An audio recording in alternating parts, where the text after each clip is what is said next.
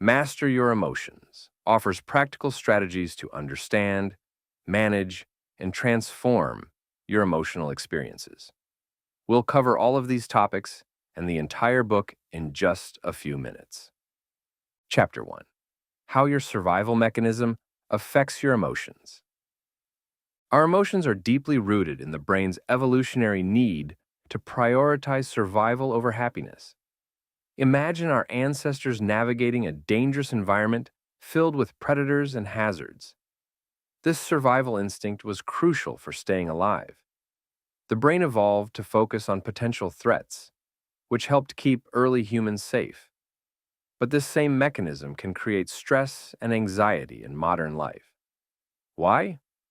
Because today, we face far fewer life-threatening dangers, yet our brains still react as if every challenge or setback is a predator lurking in the bushes. For example, getting critical feedback at work might feel like a major threat, triggering the same fight-or-flight response as encountering a wild animal. This is your survival mechanism in action, but understanding it gives you power. As the book states, the brain's primary goal is to ensure survival, not to make you happy. This negativity bias, while helpful historically, now often keeps us stuck in cycles of stress. So, how can we regain control? First, practice mindfulness to notice when your survival mechanism is unnecessarily activating. Pause and ask yourself, is this truly a threat? Next, reframe negative situations by looking for neutral or positive aspects. For instance, instead of seeing a mistake as failure, view it as a learning opportunity. Finally, cultivate gratitude. Write down 3 things you're thankful for daily to counteract your brain's tendency to fixate on the negative. When we understand this mechanism, we take the first step toward emotional mastery. Please don't forget to like the video and subscribe to the channel. Chapter 2: What is the ego? The ego is essentially the part of you that identifies with your thoughts, roles, and self-image.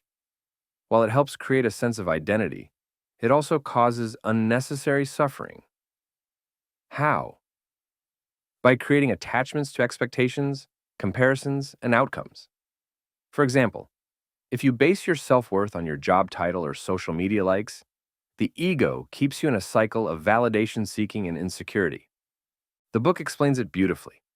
The ego creates an illusion of separation, making you believe you are your roles or possessions. But here's the truth. You are not your thoughts.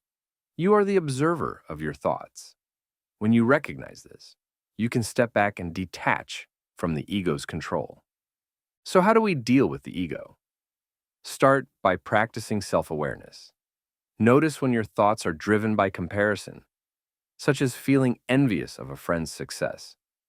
Instead of focusing on others, turn inward and reflect on your own growth. Next, let go of external validation by embracing the idea that your worth is intrinsic, not tied to achievements. Finally, use mindfulness exercises to stay present. Detaching from the ego isn't about ignoring reality. It's about seeing it clearly without letting it define you. Chapter 3: The Nature of Emotions. Emotions are temporary states influenced by your thoughts, beliefs, and perceptions. They're not permanent fixtures. They come and go, much like waves in the ocean. More importantly, emotions serve as signals, guiding you toward or away from certain actions. For instance, feelings of frustration might signal that a boundary has been crossed, while joy indicates alignment with your values. The book emphasizes, emotions are not who you are. They are experiences that come and go. Recognizing this truth helps you avoid being overwhelmed by emotional storms. Instead, you can use emotions as tools for growth and self-awareness. For example, if you feel anxious before a presentation, that anxiety may signal the importance of the event and encourage you to prepare thoroughly. To manage emotions effectively, start by keeping an emotion journal. Write down what triggers specific emotions and how you respond. This practice helps you identify patterns and make intentional changes. When emotions feel intense, pause and take a few deep breaths. This simple act creates space to choose a thoughtful response rather than reacting impulsively. Finally, reflect on the beliefs driving your emotions. Are they rooted in reality or assumptions? By observing emotions with curiosity rather than judgment, you gain the power to respond in ways that align with your values. Chapter 4. The impact of sleep on your mood. We often underestimate how vital sleep is to our emotional health. Sleep is the foundation upon which emotional balance is built. When we don't get enough rest, stress becomes harder to manage, irritability increases, and negative thought patterns take over. Essentially, lack of sleep impairs our brain's ability to regulate emotions effectively. Think of a time you didn't get enough rest. How much harder was it to stay calm, think clearly, or deal with minor challenges? Research shows that healthy sleep habits can drastically improve emotional resilience. This means setting up consistent routines to ensure you're not only sleeping enough, but sleeping well. To build this foundation, you can focus on 3 practical habits. Establish a consistent sleep schedule, even on weekends. Limit exposure to screens and bright lights before bedtime, and create a calming bedtime routine, such as reading or meditating, to signal your brain it's time to wind down. As the book emphasizes, sleep is the foundation upon which emotional balance is built. With this in mind, prioritizing sleep hygiene is not just about feeling rested. It's about giving yourself the mental clarity and emotional strength to face each day. Chapter 5. Using your body to influence your emotions. Did you know that how you hold yourself physically can change how you feel emotionally? This is because our emotions are not just mental experiences. They're deeply tied to the body.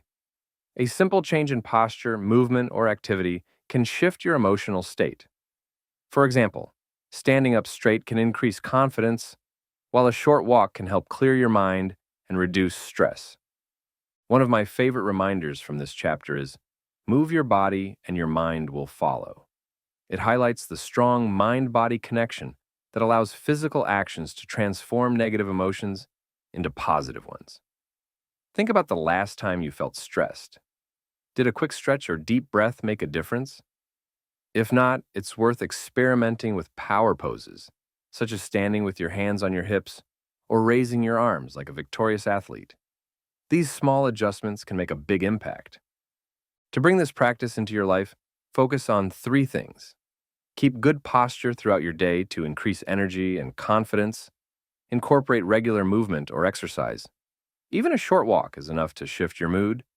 And experiment with power poses to give yourself a boost before challenging situations. Remember, your body is a powerful tool in managing emotions. Chapter 6. Using your thoughts to influence your emotions. If you've ever found yourself stuck in a cycle of negative thinking, you know how powerful your thoughts can be. The good news is, just as negative thoughts can drag you down, positive and realistic thoughts can lift you up. This chapter reminds us that our emotions often stem from how we interpret situations. By actively identifying and reframing unhelpful thoughts, we can improve not only how we feel, but also how we respond to life's challenges. One of the key quotes here is, "You are not a victim of your thoughts, you are their master." That's a powerful perspective shift. It reminds us that we have control over our mental narrative. For example, instead of thinking, "I always mess up," you might reframe it to, "I'm learning from this experience." This small adjustment can help you see challenges as opportunities, rather than setbacks. To put this into practice, start by identifying recurring negative thoughts. Ask yourself if there's evidence supporting those thoughts or if they're based on assumptions. Then replace them with affirmations that encourage a positive mindset, like, "I'm capable of handling this." Finally, try reframing challenges as opportunities for growth. This not only reduces stress, but also builds emotional resilience. Chapter 7. Using your words to influence your emotions. The words we use, whether spoken aloud or as part of our inner dialogue, have a profound effect on how we feel. Words are not just a way to communicate. They're the building blocks of our emotional reality. Positive, empowering language can rewire the way we respond to challenges, while negative words can amplify stress and anxiety. For example, think about how different it feels to say, "This is hard, but I can figure it out," compared to, "I'll never get this right." One fosters resilience, the other reinforces defeat. As the book states, your words are the building blocks of your emotional reality. This isn't just about what we say to others, it's also about what we tell ourselves. Self-talk is a constant in our lives, shaping our thoughts and actions. By choosing constructive and compassionate language, we create a foundation for emotional stability. For instance, instead of saying, "I'm so bad at this," you might reframe it as, "I'm learning, and that's okay." To put this into action, start replacing negative self-talk with positive alternatives. Use affirmations like "I am capable" or "I can handle challenges" to reinforce emotional well-being. When discussing challenges with others, choose solution-oriented language such as, "How can we solve this?" rather than, "This is a disaster."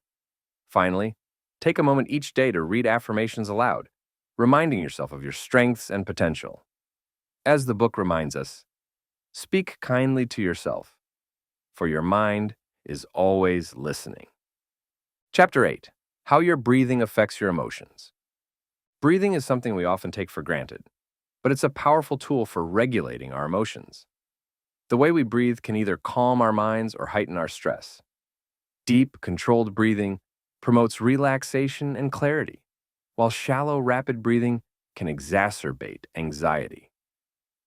As the book puts it, your breath is a powerful tool to control your emotions. When you're feeling stressed, your body's natural reaction may be to tense up and breathe more quickly.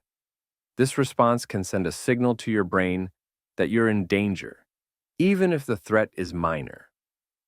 By consciously slowing your breath, you activate your body's relaxation response, telling your mind it's okay to calm down. For example, the 4-7-8 breathing technique, inhaling for 4 seconds, holding for 7, and exhaling for 8, can be particularly effective during moments of anxiety. To make breathing exercises a part of your routine, try practicing deep diaphragmatic breathing for 5 minutes daily. This involves breathing deeply into your abdomen, rather than your chest. Incorporate breathwork into your morning or evening routine to set a calming tone for your day. As the book reminds us, calm your breath, and you will calm your mind. Chapter 9. How your environment affects your emotions.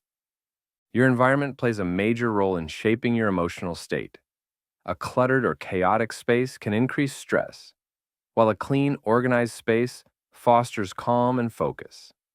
As the book aptly describes, your environment is the silent architect of your emotions. Take a moment to think about how you feel in a messy room compared to a tidy one. The difference in your emotional state is immediate. Creating an environment that supports emotional well-being doesn't have to be complicated. Decluttering your living or working space can make a big difference.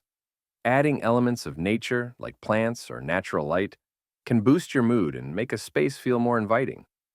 Surrounding yourself with positive influences, whether it's uplifting objects, inspiring quotes, or supportive people, also enhances your emotional resilience. To start, dedicate some time to declutter one area of your space, like your desk or a corner of your home. Introduce calming elements, such as a plant or a scented candle, to create a more peaceful atmosphere. Finally, reflect on the people and objects you allow into your environment and prioritize those that bring you joy or motivation. As the book states, a peaceful space nurtures a peaceful mind. Chapter 10. How music affects your emotions. Music has an incredible ability to influence our emotions. It can energize us, calm us, or even help us process difficult feelings. For instance, upbeat music might motivate you to tackle a challenging task, while soothing classical pieces can bring you peace during stressful moments. The key is recognizing that music directly impacts our brain activity and mood, making it a tool we can use intentionally. As the book says, music is the shortcut to the soul and emotions. Think about the times you felt your mood shift simply by hearing the right song. It's not just coincidence. This power can be harnessed to manage stress, improve focus, or uplift your spirits. For example, you might create specific playlists for relaxation, motivation, or focus to align with your needs. To make this a practical part of your life, experiment with calming sounds like nature-inspired music or classical pieces when you're feeling tense. On the other hand, if you're tackling a big project or feeling sluggish, try something energizing like an upbeat pop or rock playlist. Remember, the right melody can change the rhythm of your thoughts. Music is a simple yet powerful tool to regulate your emotions. Please don't forget to like the video and subscribe to the channel. Chapter 11, How Emotions Are Formed. Understanding how emotions are formed is the first step toward managing them effectively. Emotions are not random. They arise from a mix of your thoughts, beliefs, and physical responses. For example, the fear you feel before a big presentation might stem from a thought like, "What if I fail?" combined with a racing heartbeat. These interactions are shaped by past experiences, cultural influences, and personal perceptions. The book reminds us that emotions are your body's feedback mechanism for the mind. They serve as signals to help us understand ourselves better. For instance, feelings of anxiety might suggest that you're facing something important to you, while joy could indicate alignment with your values.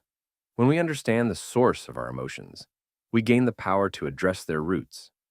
To start, reflect on past experiences where you felt strong emotions and try to identify the triggers. Notice how your body reacts, whether it's a tight chest or butterflies in your stomach, and connect it to the thoughts behind those feelings. Practicing mindfulness is another excellent way to observe this connection without judgment. As the book says, understanding the source of your emotions gives you the power to change them. Chapter 12. Changing your interpretation. The way you interpret events determines your emotional response. For example, imagine being stuck in traffic. If you see it as wasted time, you might feel frustration. But if you view it as an opportunity to relax or listen to a podcast, your emotions shift entirely. This highlights that interpretation is a choice, and choosing a positive perspective can reduce stress and promote growth. The book states, the meaning you give an event determines how you feel about it. This means you have the power to reframe negative experiences into something constructive. For instance, instead of seeing failure as the end of the road, you could view it as a learning opportunity. Change your story, and you change your emotions. To practice this, start by identifying a recent negative situation and actively look for potential lessons or opportunities in it. Challenge your initial reaction by considering alternative perspectives. Use positive language when describing the experience to yourself or others. Over time, this habit can make you more resilient and optimistic. Chapter 13. Letting go of your emotions. Negative emotions often stick with us because we resist or suppress them, rather than allowing them to flow naturally. Letting go doesn't mean ignoring or forgetting. It means acknowledging your feelings without clinging to their narrative. When you let go, you create space for healing and growth, freeing up energy that was once tied to anger or sadness. As the book wisely notes, what you resist persists, but what you accept dissolves. Holding on to emotions like resentment or regret only prolongs stress and unhappiness. Letting go is about accepting that certain things are beyond your control and choosing to release their grip on your mind. Letting go is not about forgetting. It's about releasing the grip of emotion over you. To practice this, start by allowing yourself to fully feel an emotion without judgment, whether through journaling, talking it out, or meditating. Reflect on any lingering negative feelings you may have, and ask yourself what's holding you back from letting them go. Finally, focus on forgiveness, whether toward others or yourself, to help release any emotional weight.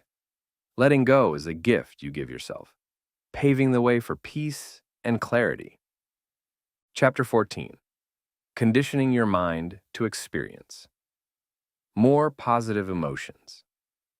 Positive emotions are not just happy accidents, they're habits you can cultivate with intentional effort.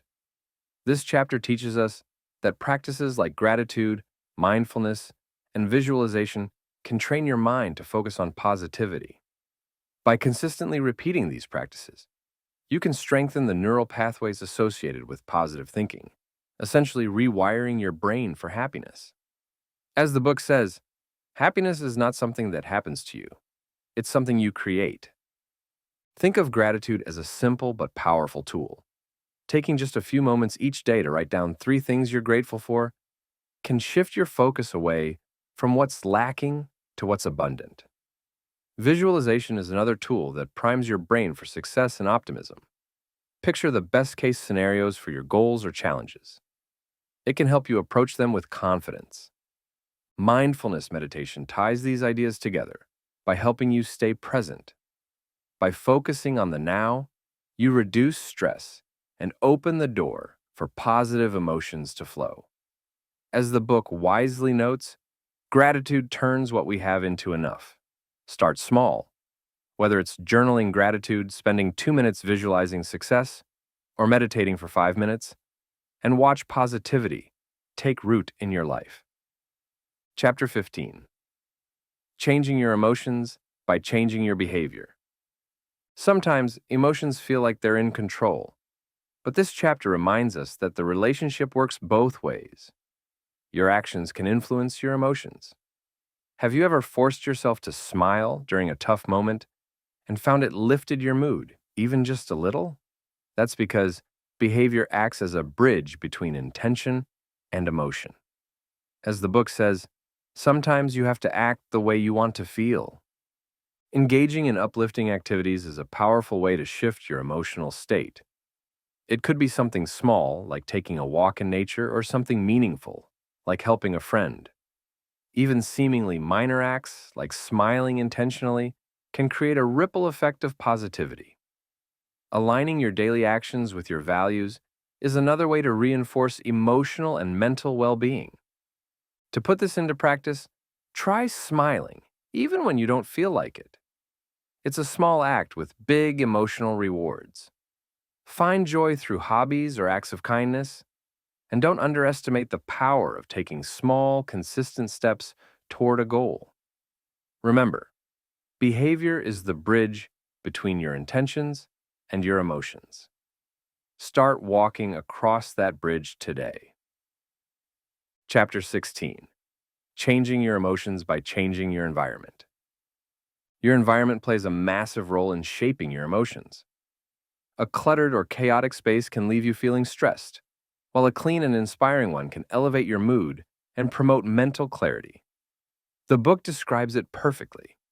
Your environment reflects and influences your state of mind. Imagine walking into a room filled with natural light, calming colors, and items that bring you joy. Contrast that with a space that's disorganized or filled with reminders of unfinished tasks. Which one feels better?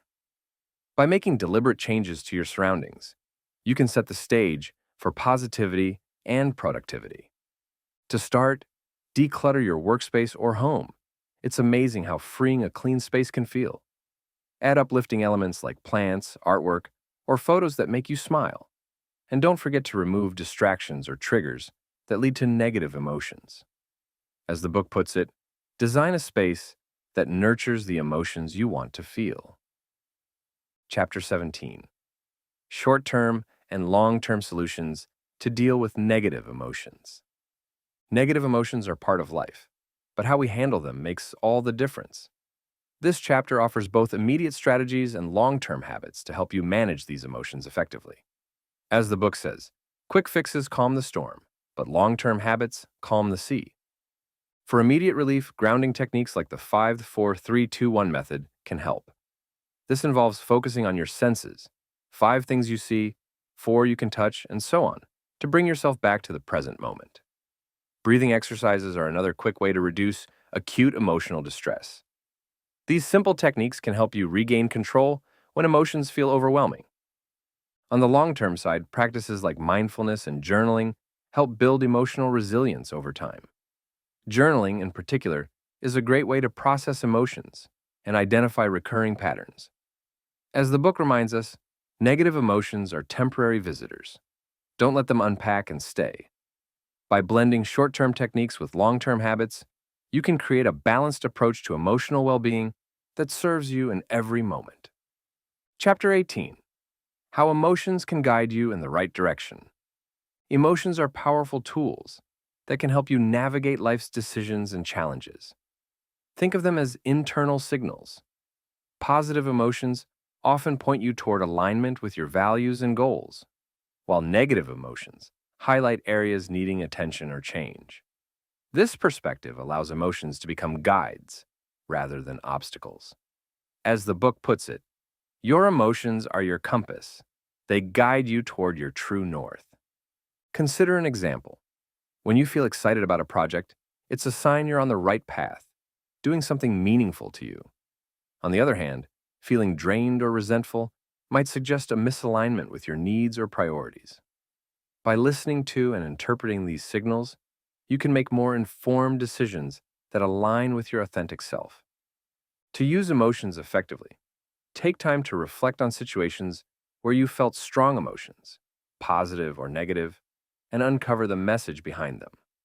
Use these insights as a guide for decision-making. And remember, regularly checking in with yourself ensures your actions align with your values. As the book reminds us, pay attention to what excites you and what drains you. Both are clues. Please don't forget to like the video and subscribe to the channel. Chapter 19. Recording your emotions. Keeping a record of your emotions can be a game changer for emotional awareness and growth. When you track your feelings, you begin to identify patterns and triggers, making it easier to manage them. Journaling is a particularly effective way to bring clarity and structure to your emotional landscape. As the book states, what gets recorded gets understood. Imagine recording how you felt after a challenging meeting or a fulfilling day. Over time, you'll notice trends. Perhaps certain situations consistently trigger stress, or certain activities bring joy. Recognizing these patterns allows you to make proactive changes like avoiding triggers or prioritizing uplifting activities. This practice turns confusion into clarity, empowering you to take control. To start, maintain an emotion journal, noting triggers, responses, and lessons learned. Set aside time each week to review your entries and look for insights or areas for improvement. If journaling feels overwhelming, consider using a mood tracker app for quick and consistent entries. Tracking your emotions isn't just about observation. It's a foundation for lasting personal growth. Chapter 20. Not being good enough. The feeling of not being good enough is something most of us grapple with at some point. It's often rooted in comparisons and self-judgment, but it's important to recognize that this belief is a distorted perception, not a truth. Accepting yourself as you are is the first step to fostering confidence and emotional peace. As the book reminds us, you are enough, even as you strive to grow. Think about the endless scroll on social media, where curated snapshots of others' lives can make you feel inadequate. This comparison steals your joy and fuels the belief that you're not measuring up. The good news is you can break this cycle. By focusing on your unique strengths and achievements, you shift the narrative towards self-acceptance. Start by writing affirmations that highlight your worth and accomplishments. Limiting social media use is another powerful step to reduce unhealthy comparisons. Lastly, practice self-compassion. Treat yourself with kindness, especially in moments of doubt. As the book says, comparison is the thief of joy and the creator of inadequacy. Choose self-acceptance instead. Chapter 21. Being defensive. Defensiveness often feels like protection, but it's actually a barrier that prevents growth and connection. It arises from fears of criticism or perceived attacks on self-worth, yet it often leads to misunderstandings and stifled conversations. The book describes this behavior perfectly. Defensiveness is a shield that often blocks growth more than it protects. For example, imagine someone giving you constructive feedback. If your immediate reaction is to explain or justify, you miss an opportunity to learn and grow. Defensiveness stems from insecurities, but addressing these insecurities can help you replace reactivity with openness. When you stop defending, you start understanding. To manage defensiveness, start by pausing before reacting and consider the intent behind the other person's words. Reflect on times you felt defensive and try to uncover the insecurities fueling that reaction. Finally, practice active listening. This means focusing fully on what the other person is saying and responding thoughtfully. These small shifts can transform defensiveness into personal and relational growth. Chapter 22: Stress and Worry. Stress and worry are natural responses to uncertainty, but they often become unhealthy habits fueled by overthinking and fear of the unknown. Chronic stress not only affects your emotional stability, but can also harm your physical health over time. It's important to understand that stress itself is inevitable, but how you handle it is where you have control. As the book puts it, worrying does not take away tomorrow's troubles, it takes away today's peace. Stress often arises when we focus on uncertainties or imagined threats. For example, worrying about an upcoming presentation might lead to sleepless nights, even though the actual event is still days away. Managing stress means redirecting your energy toward what you can control instead of dwelling on uncertainties. Techniques like deep breathing, yoga, or meditation can help ground you in the moment and reduce anxiety. Another key strategy is effective time management. Often, stress comes from feeling overwhelmed by tasks, but breaking them into smaller, manageable steps can make a big difference.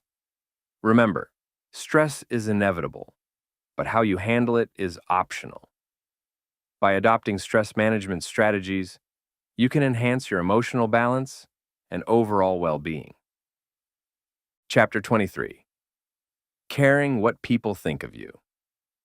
It's natural to care about others' opinions, but over-concern with what people think can limit your personal growth and happiness.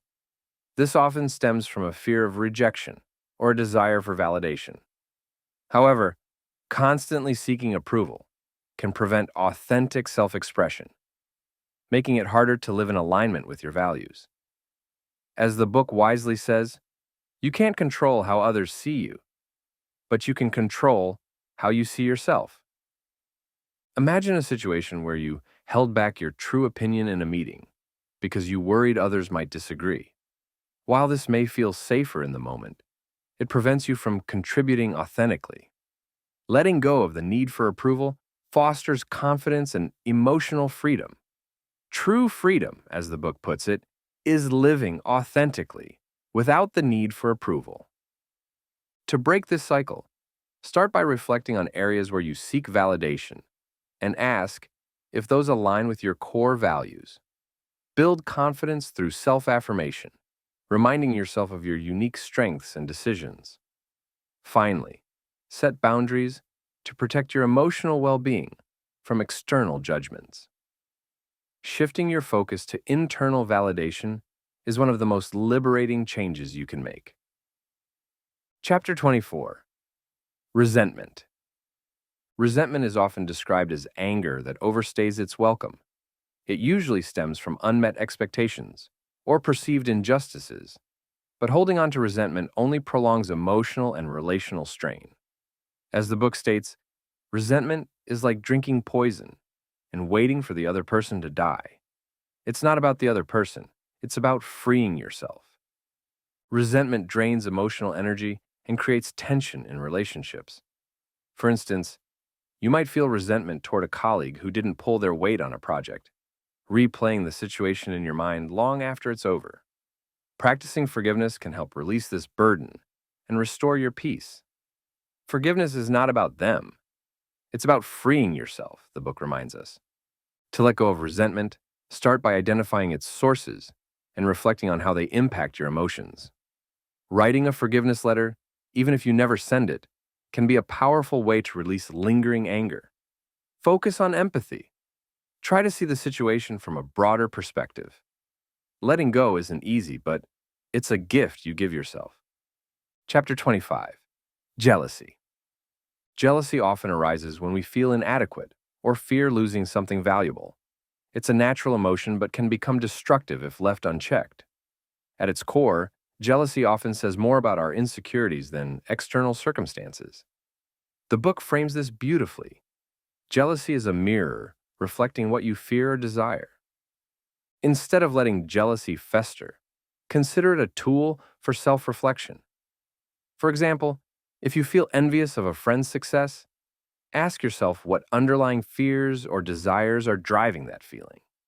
Perhaps it's a longing to achieve a similar goal or improve your own circumstances. When you recognize this, you can redirect jealousy into inspiration. Start by reflecting on the triggers behind your jealousy and exploring what they reveal about your own aspirations. Practice gratitude to shift your focus toward what you already have instead of what you lack. Finally, use jealousy as motivation to work toward your personal goals. As the book notes, turn jealousy into inspiration and it becomes a tool for growth. Chapter 26. Depression. Depression is a complex and deeply challenging emotional state, often marked by persistent sadness, feelings of hopelessness, and a lack of motivation. It can stem from unresolved emotional pain, prolonged stress, or a sense of helplessness. However, it's crucial to understand that depression is not a personal failure. It's a condition that requires care and attention. The book reminds us, depression thrives in isolation. Connection is its antidote. This highlights the importance of reaching out for support, whether from friends, family, or professionals. One of the first steps in addressing depression is acknowledging its presence without judgment. It's about choosing to confront, not ignore, the pain. Small, manageable tasks, such as making your bed or going for a short walk, can create momentum and restore a sense of control. As the book emphasizes, healing begins when you choose to confront, not ignore, your pain. Action steps include establishing a daily routine with achievable tasks, practicing self-compassion by acknowledging even small progress, and seeking support when needed. Remember, recovery doesn't happen overnight, but consistent effort and connection can pave the way to healing. Chapter 27. Fear and discomfort. Fear and discomfort are natural emotions, signaling uncertainty or perceived danger. While they can feel overwhelming, they are often opportunities for growth. Avoiding fear might feel safe in the short term, but it prevents you from building resilience and confidence. As the book wisely states, fear is not the enemy. Stagnation is. Think of a time when you stepped outside your comfort zone, whether it was speaking in public, starting a new job, or learning a skill. It likely felt uncomfortable, but afterward, you grew from the experience. Growth begins at the edge of your comfort zone, and embracing discomfort can expand your capabilities and self-confidence. To practice this, identify one fear or discomfort you can face safely. Start with small, manageable steps and visualize yourself successfully overcoming the challenge. Reflecting on past successes can reinforce your belief in your ability to handle uncertainty. Remember, growth begins at the edge of your comfort zone, and every step outside that zone is a victory. Please don't forget to like the video and subscribe to the channel. Chapter 28. Procrastination. Procrastination is a common struggle, often rooted in fear of failure, perfectionism, or lack of motivation. It creates unnecessary stress and can make even small tasks feel insurmountable. The key to breaking free from procrastination is action. As the book reminds us, the key to getting ahead is getting started. Instead of focusing on the overwhelming scope of a project, break it into smaller, more manageable steps. For instance, if writing a report feels daunting, start by drafting just the introduction. The 2-minute rule can also help. If a task takes less than 2 minutes, do it immediately. This prevents small tasks from piling up into larger burdens. Set specific deadlines and hold yourself accountable by sharing your goals with a friend or using tools like task lists or calendars. Action defeats procrastination. one small step at a time. So focus on progress over perfection. Each small accomplishment builds momentum and confidence, helping you move forward. Chapter 29. Lack of motivation. Motivation is a fluctuating force, often influenced by clarity of purpose and emotional state. External rewards may provide a short-term boost, but lasting motivation stems from aligning actions with personal values and goals. As the book says, motivation doesn't just appear, it's created by taking action. When you feel unmotivated, it's often because your goals seem overwhelming or disconnected from what truly matters to you. Start by writing down your goals and connecting them to your values. For example, if you value creativity, linking your work to creative problem solving can reignite your drive. Celebrate small wins along the way, as they build momentum and reinforce a sense of accomplishment. A simple way to start each day with purpose is to create a morning routine that includes one task aligned with your goals. Whether it's writing for 10 minutes or preparing a healthy breakfast, these actions set a positive tone for the day. As the book wisely notes, when your actions align with your values, motivation follows naturally. Keep taking small steps, and motivation will grow from the progress you create.